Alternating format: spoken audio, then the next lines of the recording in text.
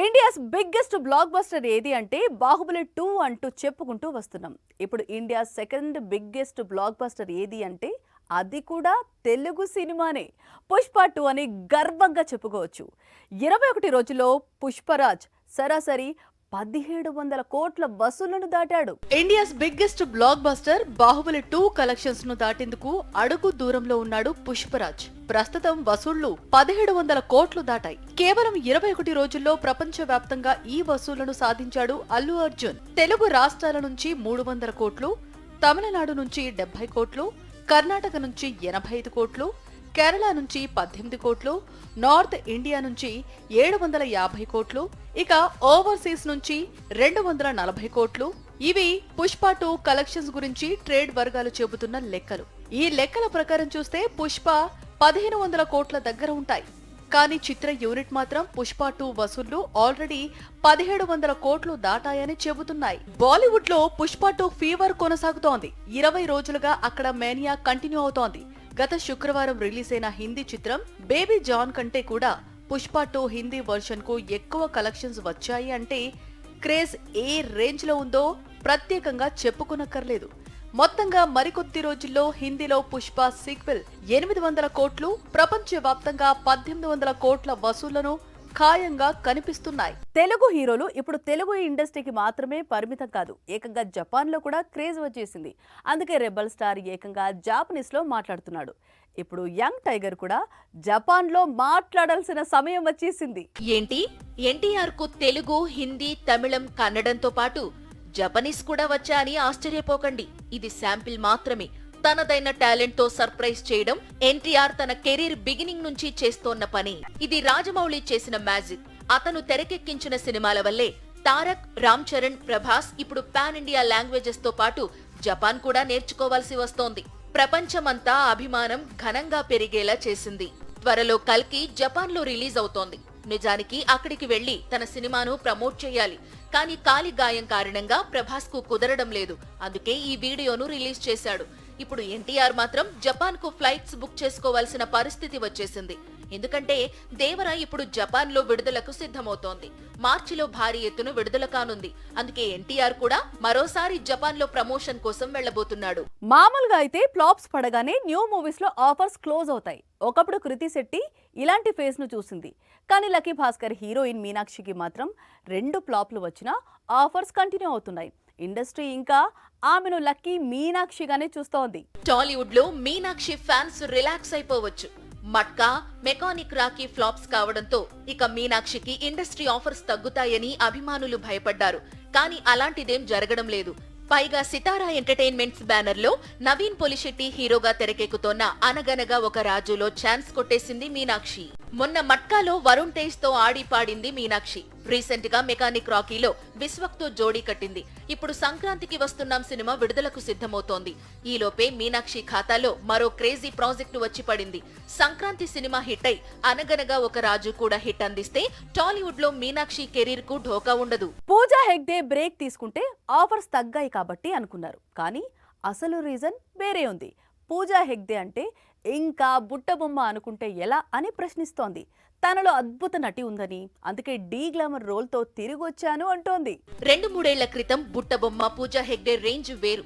Pan India wide గా గొప్ప glamour queen గా వెలిగింది పూజా హెగ్డే. ఒక దశలో టాలీవుడ్ టాప్ క్వీన్ గా మారింది. 2021 వరకు తిరుగులేని స్టార్ గా కనిపించింది. కానీ రాధేశ్యామ్ తర్వాత పూజా కెరీర్ లో డౌన్ ఫాల్ స్టార్ట్ అయింది. Back to back disasters, Guntur కారం నుంచి లాస్ట్ మినిట్ లో ఎగ్జిట్, 2 ఏళ్లుగా పూజా హెగ్డే కనిపించడమే మానేసింది. అయితే ఈ సమయంలో బాలీవుడ్, కోలీవుడ్ లో మూవీస్ చేస్తూ వచ్చింది. అందులో భాగంగానే సూర్య నటించిన రెట్రో మూవీ నుంచి టీజర్ రిలీజ్ అయింది.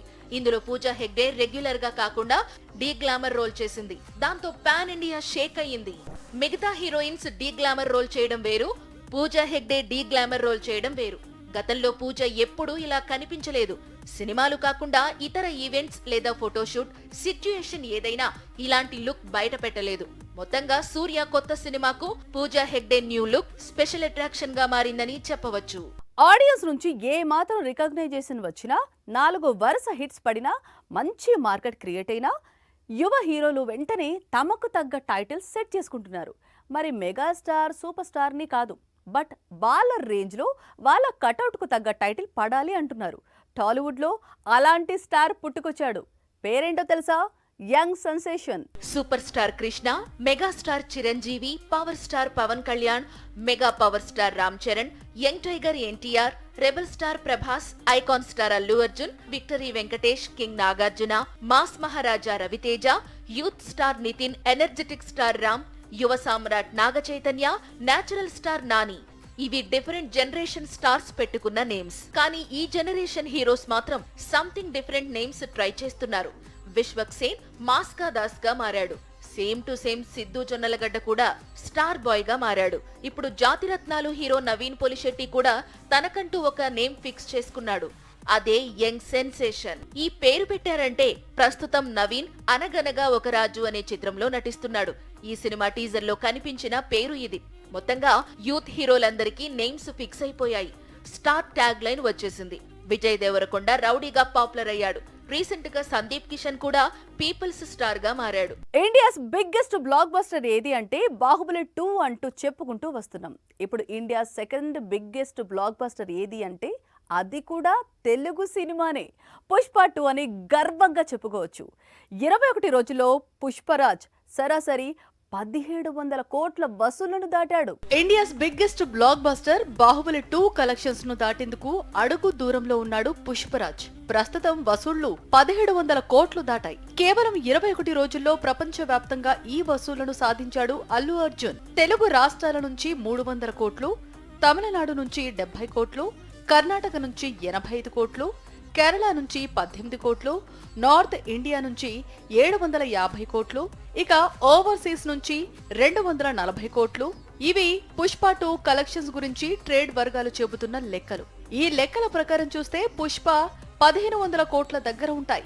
కానీ చిత్ర యూనిట్ మాత్రం పుష్ప 2 వసూళ్లు ఆల్రెడీ 1700 కోట్లు దాటాయని చెబుతున్నాయి. బాలీవుడ్ లో పుష్ప 2 ఫీవర్ కొనసాగుతోంది. 20 రోజులుగా అక్కడ మేనియా కంటిన్యూ అవుతోంది. గత శుక్రవారం రిలీజ్ అయిన హిందీ చిత్రం బేబీ జాన్ కంటే కూడా పుష్ప 2 హిందీ వర్షన్ కు ఎక్కువ కలెక్షన్స్ వచ్చాయి అంటే క్రేజ్ ఏ రేంజ్ లో ఉందో ప్రత్యేకంగా చెప్పుకునక్కర్లేదు. మొత్తంగా మరికొద్ది రోజుల్లో హిందీలో పుష్ప సీక్వెల్ 800 కోట్లు, ప్రపంచ వ్యాప్తంగా 1800 కోట్ల వసూళ్లను ఖాయంగా కనిపిస్తున్నాయి. తెలుగు హీరోలు ఇప్పుడు తెలుగు ఇండస్ట్రీకి మాత్రమే పరిమితం కాదు, ఏకంగా జపాన్ లో కూడా క్రేజ్ వచ్చేసింది. అందుకే రెబల్ స్టార్ ఏకంగా జాపనీస్ లో మాట్లాడుతున్నాడు.